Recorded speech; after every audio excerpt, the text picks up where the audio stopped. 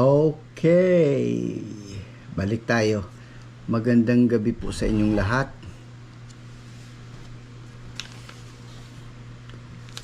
Kung tanghali nyo napanood ito, magandang tanghali sa inyo. Kung umaga naman, magandang umaga. Update tayo, patuloy tayo sa ating pagmanman sa ating isasagawang National Rally for Peace. Kami po ay taga Soc-Sargen Region. So kami ay pupunta sa Davao City sa may Rizal Park. May naririnig ako na ang Bukidnon pupunta daw ng Rizal Park sa Davao City. Hindi po totoo yun. Ang Bukidnon po ay sa Cagayan de Oro City sila. Unahin natin itong update sa Pilipinas. Ang alam nating islands natin is 7,107. Simula nung elementary ako, yan na. Pero ngayong bagong panahon, nadagdagan ng island natin 7,641. So, tandaan nyo yan. Okay. So, katulad ng binanggit natin, may mga pagbabawal may mga instructions na may mga bawal na gawin kapag nandoon na tayo sa Davao City. Yun nga, yung pamimitas na kung ano-ano, bawal yun. Pagtapo ng mga basura kahit saan, bawal yun. Dapat may dala tayong basurahan. Bawal din ang bottled water na hindi transparent. Bawal din magdala ng backpack. So, ganun lang yun. Sumunod tayo sa may tagubilin sa atin para wala tayong maging problema. Sabihan din ang mga bisita na sasama sa atin na bawal sila, kung ano yung bawal sa atin, bawal din sa kanila. Bawal silang sumigaw ng ano paman.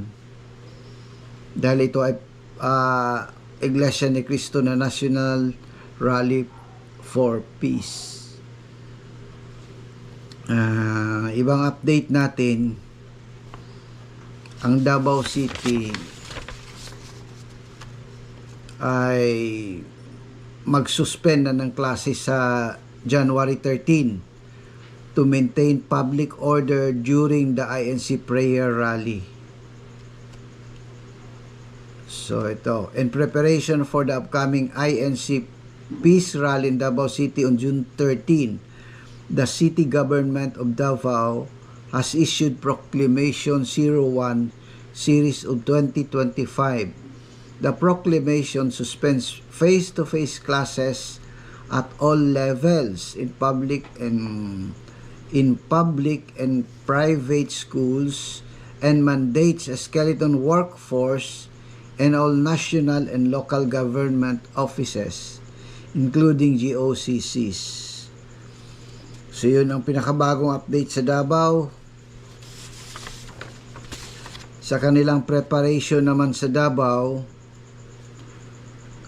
the following streets will be partially closed from 9 p.m. of January 11 until 7:59 a.m. of January 13, and will be fully closed from 8 a.m. to 8 p.m. of January 13 for the National Rally for Peace of Iglesia ni Cristo in Davao City. So, klarado na tayo. Yung mga streets na apektado, San Pedro, CM Recto, Pelayo, Iniego, Bangoy, Rizal, Bonifacio, Palma Hill, Bulton, City Hall Drive, C. Bangoy. Naulit lang. The Davao City Coastal Bypass Road from Tulip Drive to Bago Aplaya will also be partially closed on June 13. So what to expect? For the rally's preparation, magsiset up po ng mga tents doon. Mayroong 20 lead walls, 40 na portalets. So, okay na ang preparation. Ready na. Kung bilangin natin, 9 ngayon. So, 9, isang tulog. 10, isang tulog. 11, isang tulog. 12, isang tulog. Then, 13 ng madaling araw. So, bali, 4 na tulog na lang. Matutuloy na ang National Rally for Peace ng Iglesia ni Cristo. Pero hanggang sa ngayon, mayroon pa rin mga vloggers. Ewan ko bakit gano'n ang utak ng mga vloggers na ito. May mga vloggers pa rin na nagsasabi na ang rally daw ng Iglesia ni Cristo ay para kay BP Sara. Hindi po ito kay BP Sara, mga kapatid, mga kaibigan, o sino mang makapanood nito. Ang rally ng Iglesia ni Cristo ay pagsuporta po natin sa statement ng ating Pangulong Bongbong Marcos na no to impeachment para po sa kapayapaan ng lahat. Tandaan natin yan. Yan po ang rally na ito. Kaya mahirap talaga baguhin yung utak na gusto nila magkagulo, gusto nila manira. Iba, kapayapaan ang isinusulong mo, pero ayaw pa rin nilang tanggapin. Ang iba naman gumagawa ng fake news. So GMA, nauna na ito, sikat na itong fake news ng GMA. INC to hold rally to oppose impeach moves versus VP Sara Duterte. Hindi po yan totoo. Ang dahilan sa pagrarally ay sinusuportahan natin yung statement ng Pangulong Bongbong Marcos na no to impeachment. Yung kanyang statement ang sinusuportahan natin. News 5, ito, pinaghahandaan na ng Philippine National Police ang malawakang rally ng Iglesia ni Cristo sa January 13 bilang suporta kay Vice President Sara Duterte. Iba na naman, ewan ko na lang sa mga utak ng writers na ito. Sinabi na nga ng rally na ito ay suporta sa statement ni Pangulong Bongbong Marcos. Hindi po tayo sumusuporta sa iba, kundi yun po ang sinusuportahan natin para sa kapayapaan ng lahat. Daily Tribune, Velasco, House not afraid of INC propping of VP Sara. Propping daw. Unsa maning mga utak aning mga writers. So, ganyan ang buhay natin. Iba pala pag peace ang pino-forward mo. Mayroong tatanggap, mayroong hindi. May magalit sa iyo. Pero wala kaming pakialam sa inyo. Dahil tuloy-tuloy po ito. Peace, peace, peace. Tanggapin nyo man ang kapayapaan o hindi, yan ang mai-offer namin sa inyo. Kapayapaan para tuloy-tuloy ang ating pag-unlad.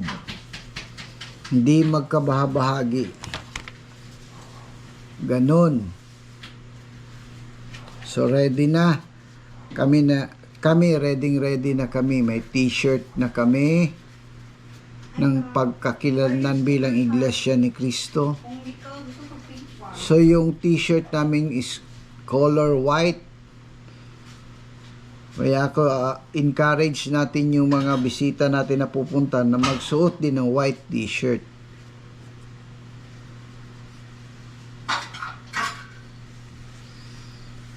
Namili din kami ng payong para pagdating doon may payong kami.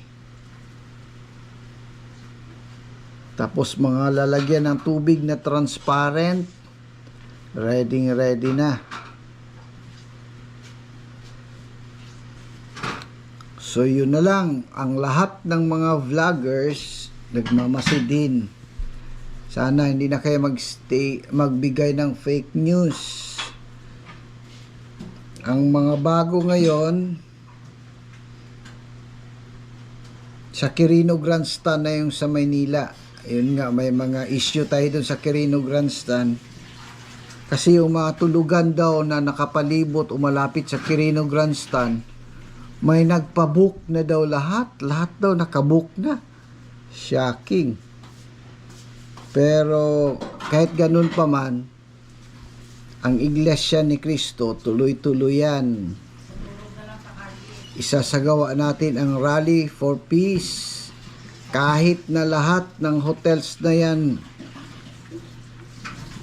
nabook na nila, ang Iglesia pupunta at pupunta pa rin.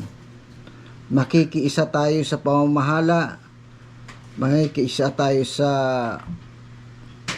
pag-promote ng peace sa ating bansang Pilipinas. So, ready na ba kayo? Kami ready na. Sa katunayan dito sa Region 12, nagkaubusan na ng sasakyan dito. May kaibigan kaming may-ari ng mga vans. Naghanap sila ng additional vans pa talaga. Ilang araw na lang ha. Pero nadagdagan na naman yung sumama sa Iglesia ni Cristo. May mga sasama na naman na iba. So, dagdag vans na naman. Ang ibang hindi mga Iglesia ni Cristo, sabi nila sasama sila para daw ma-experience nila yung rally na katulad nito.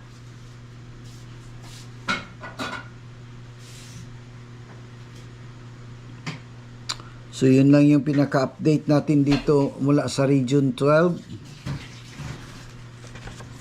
Banggitin ko ulit, sa January 13, nag-proclaim ang City Government of Davao to suspend the face-to-face classes at all levels in both public and private schools and mandates a skeleton workforce in all national and local government offices, including GOCCs.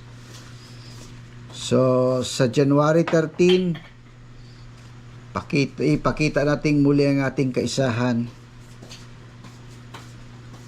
Makita ng mga taong hindi naniwala na marami ang dadalo sa rallying ito. Sabi kasi ng iba, lalangawin daw ang rally na ito. Yung rally sa Liwasang Bonifacio, lalangawin daw yun. Pero lumipat sa Quirino Grandstand, tahimik na lahat dahil nakita na intercept nila yung mga bookings ng mga sasakyan, kung gaano karaming sasakyan ang nirerentahan ng Iglesia ni Cristo. May issue na namang lumabas nga pala kanina, kagabi, na ang Iglesia ni Cristo ay may utang daw na bilyon sa isang bangko. Mag-ingat lang yung nag-post, baka hanapan siya ng pruweba at wala siyang may pakita. So mag-ingat mga vloggers. Tapos kung hindi naman totoo yung pinopost, wag nyo nang i-share. Walang kabuluhan yun eh. Pampagulo lang yun. Hindi po totoo yun. Pampagulo lang yun para ibang tingnan naman ng mga tao. Meron namang iba, may mga sakit na pinapakalat. Pampagulo lang rin yun. Tapusin natin ang National Rally for Peace sa January 13. Ipakita natin yung kaisahan natin, makita ng buong Pilipinas na suportado natin ang statement ng Pangulong Bongbong Marcos na no to impeachment. Kasama din natin yung ibang mga kababayan natin para ipakita natin sa kanila na sundin natin yung ating Pangulo para sa kapayapaan ng bansang ito. Hindi tayo makinig sa mga ibang tao na walang galang na sa Pangulo, hindi na sumusunod. Kahit na nanawagan na no impeachment ang Pangulo, ayun, nag-file pa rin talaga ng impeachment. Tapos kung titingnan natin sa history, yung mga nakaraang tao na pina-impeach sa Pilipinas, kung matyaga kayong mag-research, sila at sila din yan. Sila din ang nagpapa-impeach. Wala namang naidulot na maganda sa Pilipinas yung nagawa nila. At yung mga tao namang ito, ewan ko kung anong nagawa nila sa Pilipinas. So hanggang doon yung update natin. Mag-ready tayo, mag-enjoy tayo.